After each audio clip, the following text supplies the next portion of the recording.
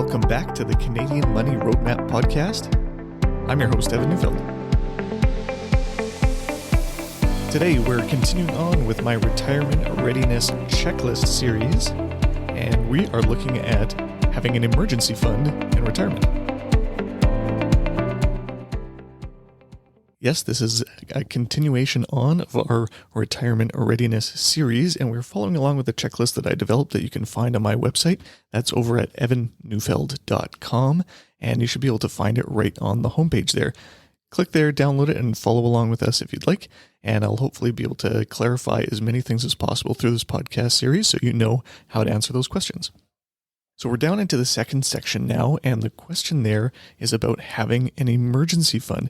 Now, this might sound a little bit goofy because emergency funds are typically something we talk about with new investors or people that are just starting in the workforce, getting out of school and things like that. It's one of those building blocks of your financial system that you want to have in place to make sure that if you're ever without a job or if something happens, you can have enough cash on hand to make sure that you don't have an emergency compound a problem and become bigger over time. Now, even though you're retired, emergencies still happen. They just might look a little bit different because if you think about an emergency while you're in your working years, a lot of them would revolve around you not being able to earn an income. And now that you're retired, by definition, you don't have employment income, and so that type of emergency kind of disappears. But things like an unexpected household expense, like a new water heater, a new roof, new vehicle, all those types of things can still happen, along with things like your health or even family emergencies. Whatever the case may be, emergencies still happen. The problem with emergencies happening while you're in retirement is that your retirement years are being funded typically by your savings, combination of pensions and things like that as well, but more often than not, you're relying on your savings to fund your lifestyle. And when you have savings, generally speaking, those are going to be invested. So the problem with that is that if you have an emergency like an unexpected expense, but all of your money is invested in the stock and bond markets, if the markets are in a downturn and you have an emergency, well, now you have a huge problem because then you're forced to sell things at a loss or just in a bad position where you wouldn't necessarily want to be selling. You'd want to hang on to it so that it has more time to increase in value. But an emergency is an emergency, and if you need the money and the market's down, what are you going to do? So just like someone that's starting out, building their financial foundations, I still recommend that you have some cash set aside just in case. I don't recommend that everybody invest every single penny that you have. There is some value to having cash. Yes, there are some risks of having too much cash because now that we're in this high inflation environment, not sure how long that's actually going to persist necessarily, but as the cost of living continues to go up, the cost of goods, the cost of groceries, the cost of getting around with gas and vehicles and the whole bit, just sitting on cash deteriorates the value of that cash. So I don't necessarily recommend that people hold on to too much cash, but some is okay. So the two strategies that I can typically recommend to people in their retirement years are, the first one is to have an investment portfolio that includes some low risk or no risk investments, which could include cash, but things like bonds, maybe GICs, but cash and bonds are typically where we would want to go for the low risk part of your portfolio.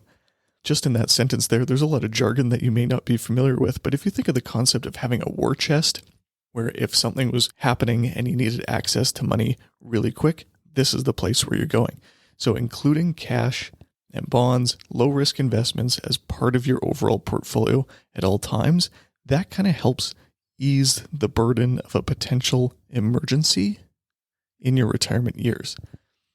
I'm going to come back to that in a later episode because I recommend that people have a war chest at all times and that be part of where you withdraw your money from throughout your retirement years, not necessarily just in an emergency, but it kind of does double duty because it's still accomplishing the same thing by not being volatile when the market is volatile, and it is there for you when you need it. It might make a little bit of money, but the goal of that part of your portfolio isn't to make money, it's for it to be stable and ready to access whenever you need it.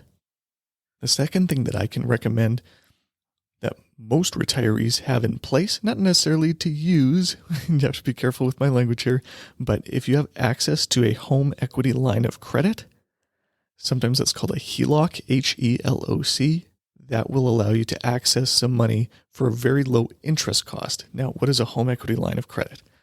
A home equity, so that's the part of your home that you actually own. So if you still have a mortgage, typically you would own part of it and the bank would own the other part, and that's the part of your mortgage.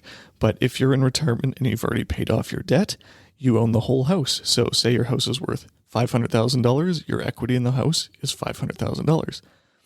Now, if you go to the bank, they would be able to assess the value of your home and give you a certain percentage of that value as a line of credit. And a line of credit is just something that you can access. So they'll attach it to your typical banking and say you have $100,000 of a line of credit available.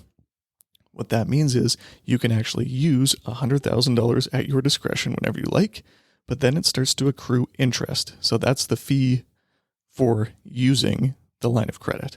And in most cases, the amount that you have to pay back every month is just the interest. Now, I don't recommend that people hold a balance there and accrue all this interest over time, but the monthly cost is quite low. So if we're thinking of a situation where you're in an emergency and you need access to quick cash, well, yes, you will have to pay some interest on accessing it with a home equity line of credit, but the cost will be quite minimal.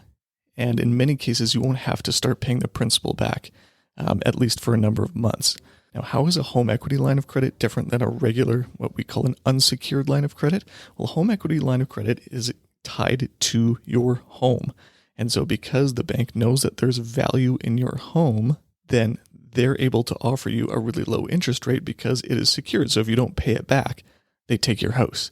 Okay, so there's a risk there. But if you were to pass away or something like that, there would be an amount outstanding that you would owe to the bank, the value of the outstanding line of credit. Now, an unsecured line of credit means that it's not tied to a value of your home. So you could have, let's use the same example, $100,000 unsecured line of credit. Now, what happens if you don't pay that back? Well, that's a big risk for them. So generally speaking, the interest rate is going to be a lot higher on an unsecured line of credit. So on the surface, you might not want more debt tied to your house or anything like that, but it's much cheaper to do it that way because the bank's risk is a lot lower. So I don't mean to turn this into a home equity line of credit podcast, but that is a cheap way to be able to access money in an emergency. So the main things that you want to look for a retirement emergency fund, you want to make sure that your money is easy to access without a penalty. So that's why I don't really like GICs as much, because the money can be locked in for a certain period of time and you might have to pay a penalty to access it. We don't want to do that. And so we want it to be liquid, and liquid's kind of a goofy word, but liquid just means that it's cash or cash-like, and you can turn it into whatever you need to spend it on very, very quickly. So you want your emergency fund to be liquid, and you want the tax implications to be limited as well. Because if you're in an emergency, let's see the worst case scenario here. Say you need a new water heater. Say the market is down, say this is during COVID and it's down 35%, and then the money that you have is just in an RSP, well, then you have to pay tax on the money to take it out in a down market for an emergency that doesn't add any value to your house. It just gets you back to where you were hoping to be with a regular working water heater. Okay, so if you have money in a non-registered account or even in a TFSA, I like to use TFSAs for growth, of course, but in a situation like this, a TFSA might be a decent place to go if you are looking at your situation, and you might have a lot of tax to pay depending on the size of emergency. So as a retired person, do you need an emergency fund in the traditional way that someone just starting out needs a traditional emergency fund? Not necessarily, but I recommend that people are prepared for it financially. So by having a war chest of low risk investments, even including cash potentially as part of your portfolio, that will give you a nice place to access some of your existing savings if you need it. And then if you need something above and beyond that or something quicker, then using a home equity line of credit might be a really good option for you, especially if you've already paid off your house and you're in your retirement years without any debt. Thanks for listening to this episode of the Canadian Money Roadmap Podcast. Any rates of return or investments discussed are historical or hypothetical and are intended to be used for educational purposes only. You should always consult with your financial, legal, and tax advisors before making changes to your financial plan. Evan Neufeld is a certified financial planner and registered investment fund advisor. Mutual funds and ETFs are provided by Sterling Mutuals Inc.